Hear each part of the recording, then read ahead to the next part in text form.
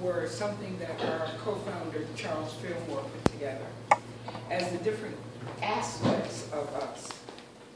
And will is one of those that's heavily laden, I'll put it.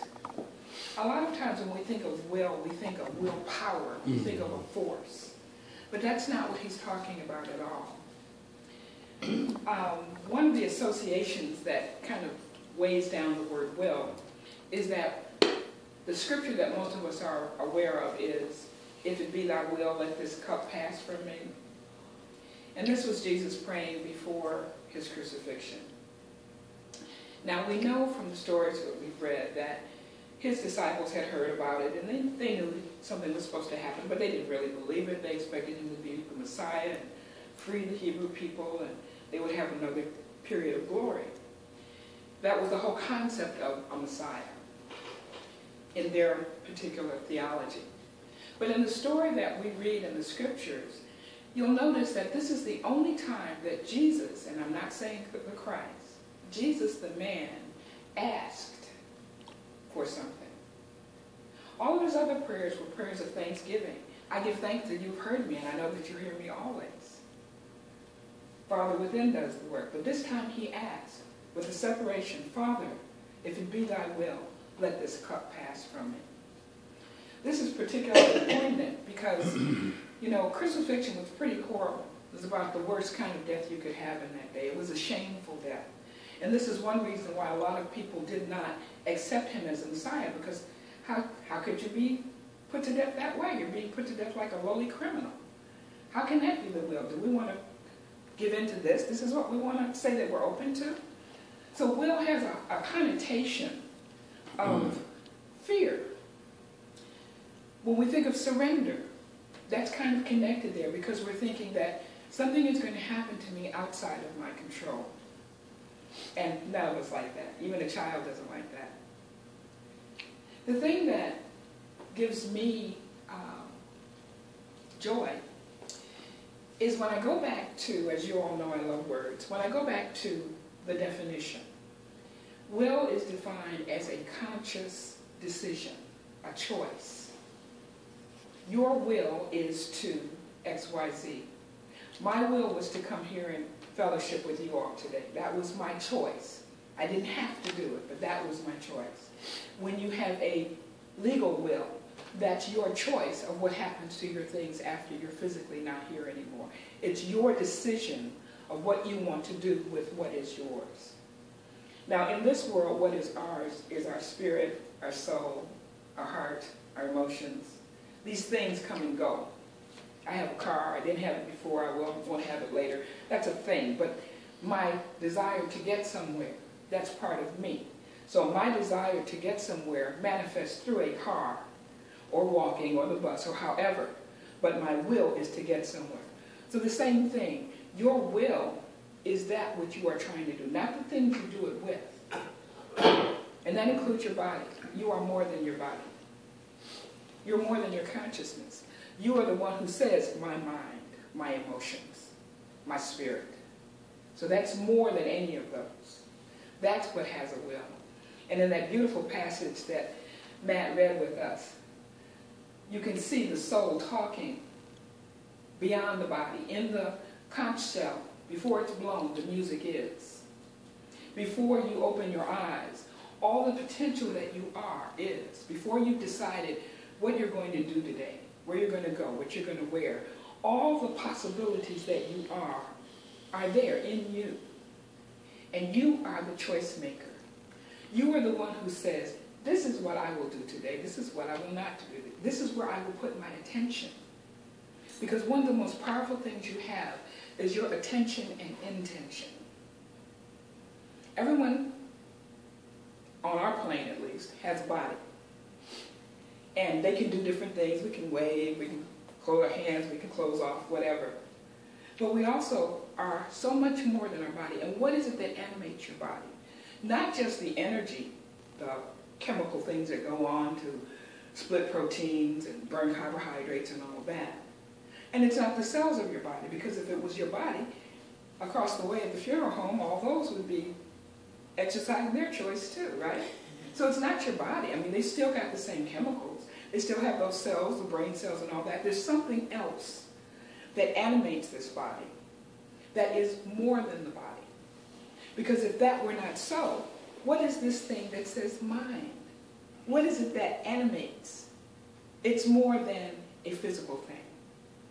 Now, I know there have been experiments where they weigh somebody at the point of death and they've been able to prove that a certain amount is gone, and they've taken these energy photographs and they can see this energy leave.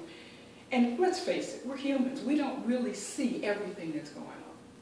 Our bodies aren't made that way. We're made to see within a certain range, a certain frequency. We live in time, which again is a certain range. It's a frequency. And we are designed to live in space-time where things appear to go in sequence. But we know that God is outside of time. By definition, God is everything. And that means that the God within us, which is what animates us, the point of choice, is the God in you. So that these things that we see, which are limited, do not limit the truth of you. Who and what you are is beyond space and time. Who and what you are is always connected to the source by definition. Because if God is everywhere present in its entirety, then that includes where you are. That includes the toenail that you cut off. That's the little part of your skin right there. It's the thoughts that you have about your past. It's the hopes you have for your future. It's the possibilities you haven't even entertained yet. God is more than all of that. And all of that is where you are. Now, if you really think about it, it's pretty mind-blowing. Which is good that we have hearts and spirits, because our minds would be just blown and we'd be just kind of out there. Because in your innermost self, beyond your mind, beyond your feelings, you know that this is true. Inside of us, even people who've never heard of church, who have no conception, which I can't imagine because we have nature to help us inform. But even if you haven't conceptualized it, there's that within you that understands that you are alive, that you have a choice, that as you do things in the world responds and reacts to you, that you make a difference in the world. Even if you were out in the middle of the woods somewhere, you would be changing the world because you are more than what your body does. You are more than what your body is. Now, will can be akin to just choice. But in the terms of a power of man, it is more than just an activity. It is an actual, or for want of a better word, force. It is your energy, your intention going forth in the world. And I'm saying world multidimensionally.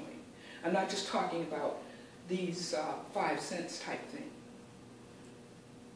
You are a spiritual being, and your spirit is unbounded. There are no edges to what and who you are. So your attention and intention is like shining a light in a dark place. If my attention is on love, I will see the love in my world. And I will see places where I can flow my love for a healing effect. Now remember, healing does not imply something is wrong. It is healing for a sprout to get light so that it can grow.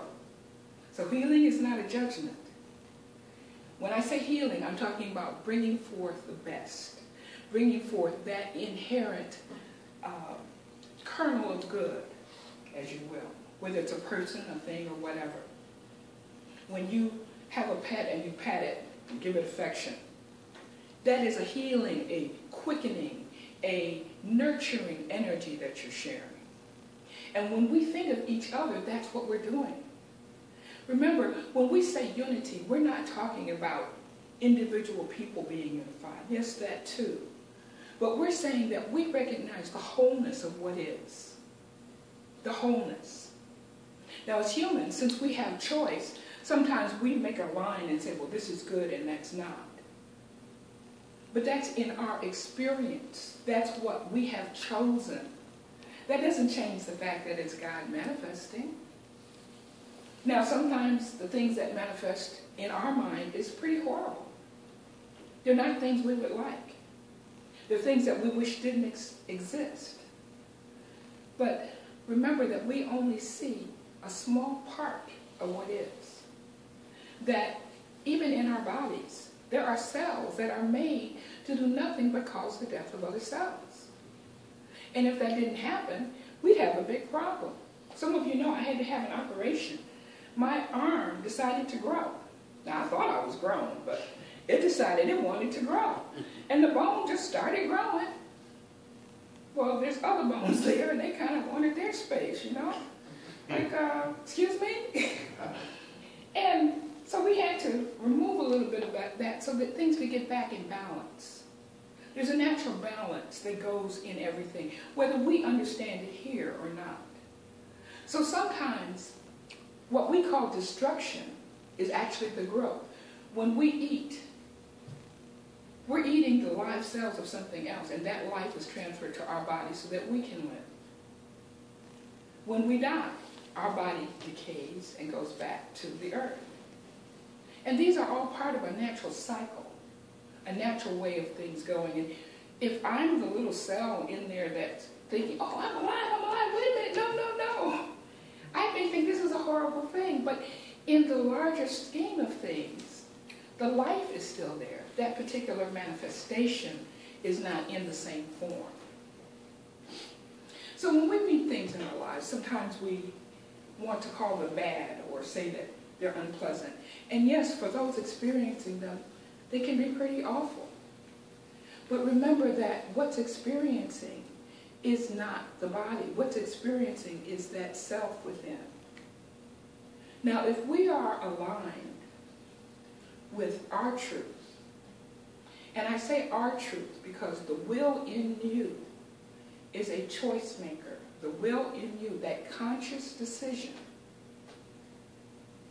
that is what decides good or bad. In nature, in Genesis, when Adam has brought things to say, this is a cow, this is a horse, this is a metaphor for name means nature. So if I have an experience and I call it bad, okay, I'll go back to that accident I had. Remember we talked about that? If I call that bad, then I don't see the good. I've already decided I put it in this box, and there it is, for me. Because as a man thinketh in his heart, not in someone else's. That's what it is for me. But if I'm able to look at it and say, thank you, that there is good in this. I got to drive 3 other cars that I had been curious about. Didn't cost me a dime. I got a chance to drive a 2015 Ford Escape Focus. You know, I was curious. Those commercials look mighty good. Gee, what is that like? Oh, I don't like that. I want my old car back. But I wouldn't have known that. I would have been looking at those commercials and saying, looks mighty good. And I might have followed that line, going for that, not knowing that what I had was already the best choice for me. So a lot of times we go through things simply to give us a contrast so that we can know where our good lies. That's what our choice mind does. It says this, not that. I prefer this and not that. And life sometimes will give you some of that part that you say, not that, so that you can understand more fully the this. We live in contrast. That's what this world of duality is. It's contrast. Good, not good, pleasure, pain, avoidance, approach. That's what this world of time, space is. That doesn't change the reality. Just like I can have clothes, hands, hair, but it's all molecules.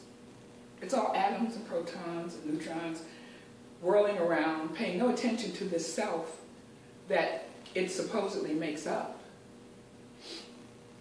The isness, the core, has not changed. Because this little molecule now has gone into my skin and that other one has gone out into the air. It still is itself. Even though the one that went into my skin, I may call my body, and I may call that went into the air not my body. You see what I'm saying? It's relative. But the essence of what it is has not changed. Whether you come from a scientific or spiritual way of being, your bedrock way of understanding, whether you want to call it a Big Bang or an in the beginning, it's all one. Remember, any way you want to look at it, it all begins as one. Now, I think we all can agree that consciousness is more than just molecules. Even if we want to just use the example of the funeral home behind us. They have all their molecules, but their consciousness is not in that body. Consciousness is. It is not relative. As in what Matt read to us, that consciousness was there before there was a creation. The you of you existed before these things appeared and will be forever. Now, it may not be in a body that we call you, but it will be. And because it came from the one, it is still of the one. There is no else for it to be of. So all of the wholeness, all of the perfect balance, the essence of creation is right here as you. You are a sense organ of God. You are God being you, as you, uniquely you, right here and now. No one can do that but you. They can be an expression of God, but not your expression of God. You're special.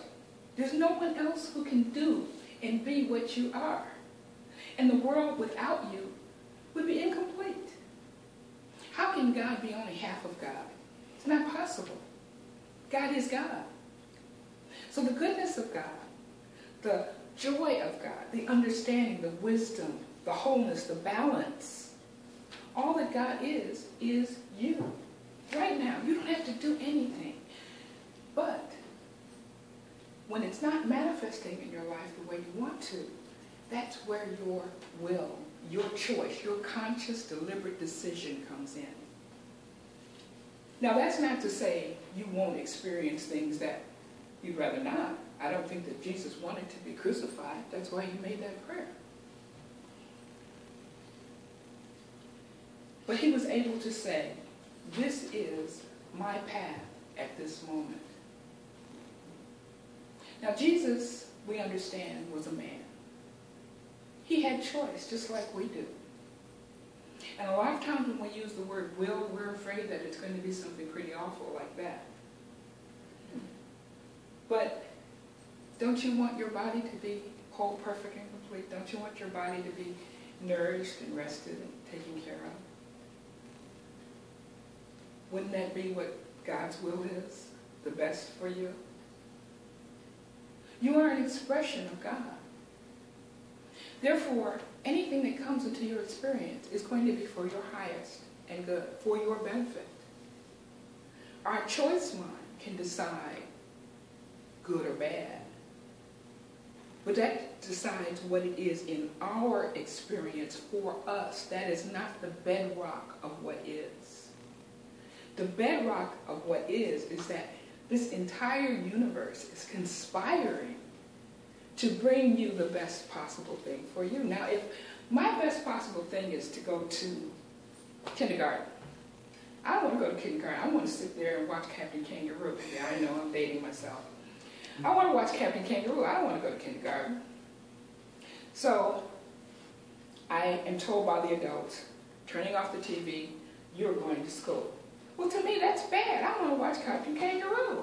That was good. I was enjoying sitting here. But from a different perspective, I'm glad I went to school. I appreciate what I learned, and I've forgotten about my discomfort with not seeing my television program. It's the same thing in our life. We go through things where if I sit in school focusing on, I wish I was over there watching Captain Kangaroo, I'm missing what's going on. I'm missing the now. I'm missing the gift that's in this moment. And if my mind is clouded, even if I'm paying half attention, I'm not getting all of it. So your attention, your focus, your ability to tune in to what's going on in you, because your feelings are part of your sense organs in this place.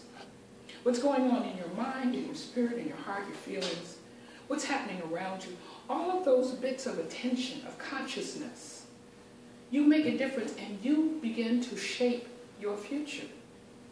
Now, if I am sitting there in class every day, on time, but my mind is on, I want to be watching television, I'm not getting this good. I might get a little bit of it. But then as I go through life, I've missed an opportunity.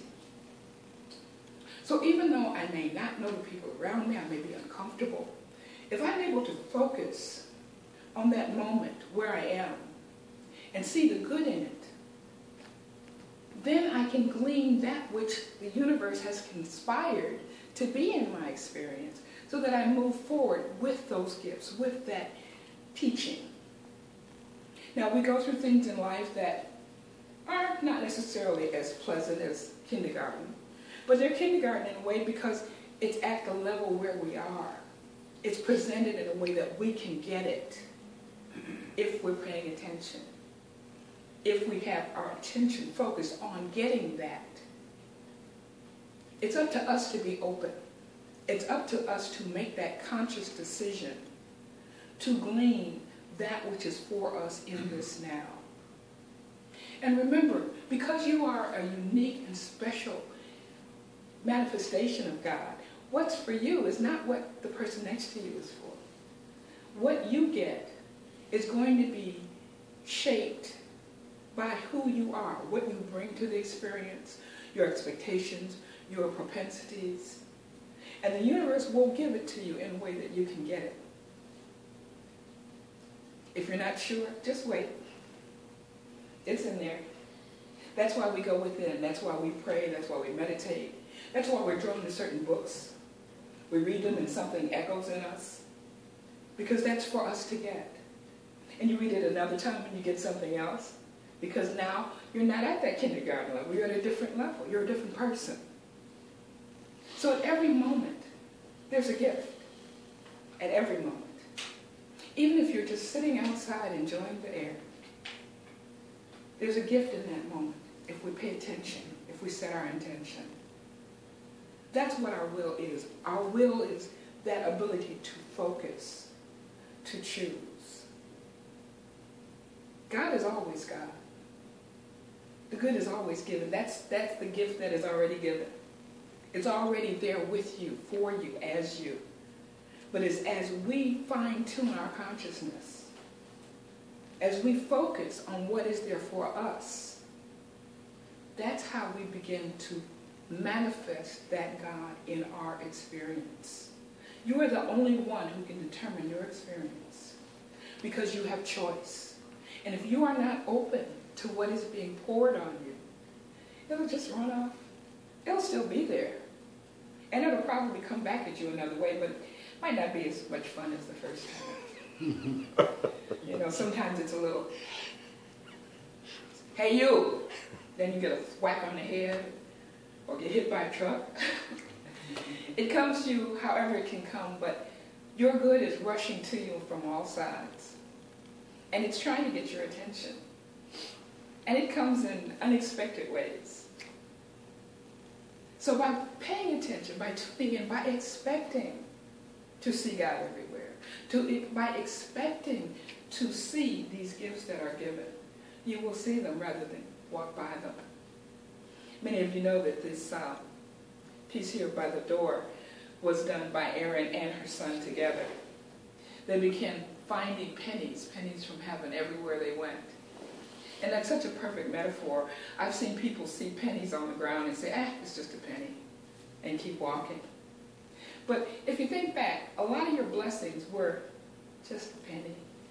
And then they grew and blossomed in your life. You met somebody, nice person. But later on, they became something else. You noticed a word or a concept, and later on, it bloomed in your life. So a lot of those little crumbs on the path, those pennies in your path, are blessings trying to be planted in your garden. You all are master horticulturists, whether you know it or not. You're already planting a garden. It's up to you to decide what's a weed, what's a wildflower, and what is the main crop. That is your will in your life. And if you open to the God within, you will have an abundant harvest of all good things. I guarantee you that. Because that's who and what you are. And by being who and what you are, you enrich the whole planet, and we are so grateful for you. Let God be God in your life. It's not always easy, but it's always possible. And it will be like a breath of fresh air. Namaste. Namaste.